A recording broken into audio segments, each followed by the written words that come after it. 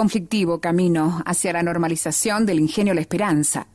El golpeado predio Fabril, ubicado en la localidad de La Esperanza, en el departamento San Pedro, arrastra una historia de conflictos y crisis que aquejan a todo un pueblo que se sostiene en base a su actividad. Muchos lo definen como un caso único, por la cantidad de formas que adquirió la empresa desde que quebró en el año 1999. Desde ese momento, ante la incertidumbre de los 1.200 trabajadores que dependen directamente de su actividad, el ingenio azucarero fue administrado por trabajadores, el Estado provincial, la justicia, supuestos inversores, y su razón social fue cambiando según la propuesta de emergencia que surgía en la previa de cada zafra. Como señalan los que conocen su situación, se probó de todo para rescatar al ingenio. La expresidente Cristina Fernández de Kirchner llegó a realizar una puesta en escena que quedará en la historia de las grandes falacias. Aseguró haber reactivado la fábrica, cuando ésta, pese a sus inconvenientes, nunca había dejado de funcionar. Por si fuera poco, prometió la llegada de inversores, que al decir de las autoridades actuales, nunca pusieron un solo peso, solo administraron el predio para llevarse la renta. Hoy, el gobierno intenta convertir a la empresa y sus extensos campos cultivables en un gran polo productivo. Para eso, intenta ordenar el ingenio La Esperanza y convertirlo en una empresa rentable. El problema es que en este proceso, la reducción del personal parece ser un requisito ineludible. Aseguran en el sindicato que de los 1.200 trabajadores que hoy dependen del ingenio, solo 500 continuarían en sus funciones.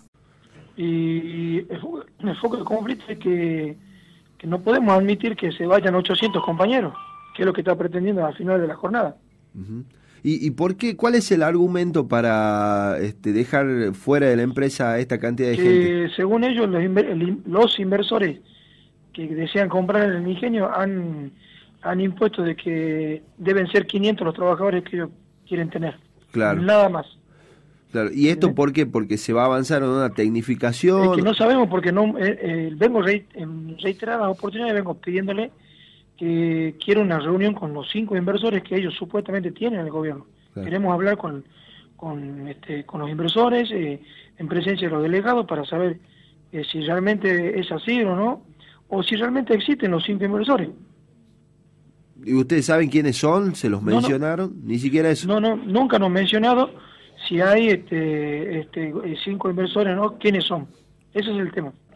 Son propuestas que nos han brindado, propuestas que vamos a contestar en el día de la fecha, y a la cual son propuestas a la vez que son optativas, según nos explicaron el día de ayer, porque tuvimos una reunión a la tarde con el ministro, conjuntamente con los delegados, y donde nos han explicado punto por punto lo que es la propuesta, pero al margen de eso manifiestan que es optativo todo, y que lo único que ellos no se hacen responsables con los trabajadores que queden en caso de no optar, ¿no?, por estas propuestas, a lo que pueda llegar a pasar de parte de los nuevos inversores. O sea que acá o te vas o te vas, es claro, el mensaje del gobierno. En realidad no cae nada bien a la masa trabajadora por el solo hecho de que no podemos, no quieren admitir el hecho de dejar los años de servicio acá con la experiencia que tienen y ser trasladado a una finca que no tienen absolutamente nada que ver con el oficio. O sea, no concuerda.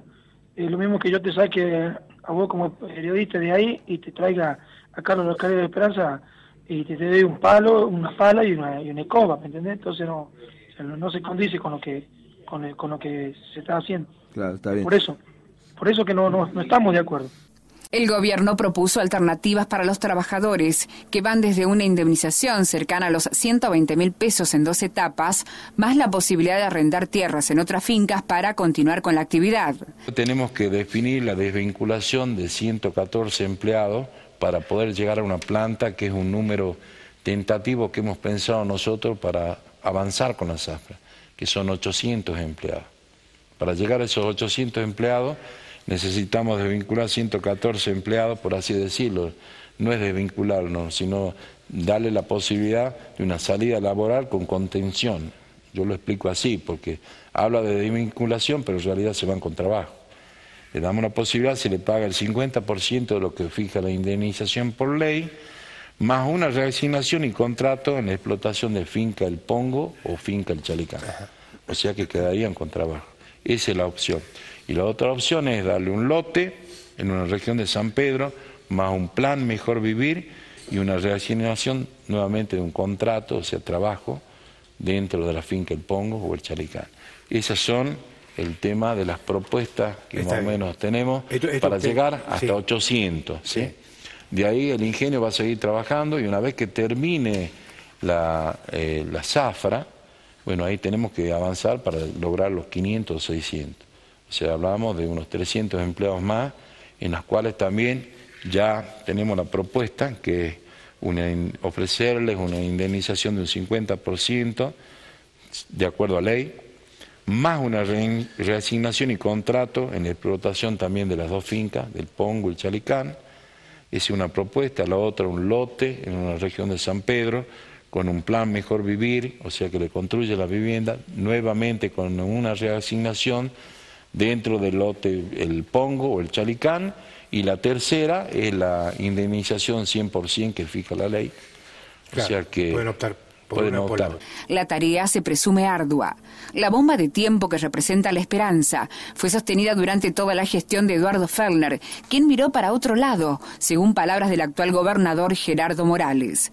La crisis social es una posibilidad permanente que el gobierno trata de resolver.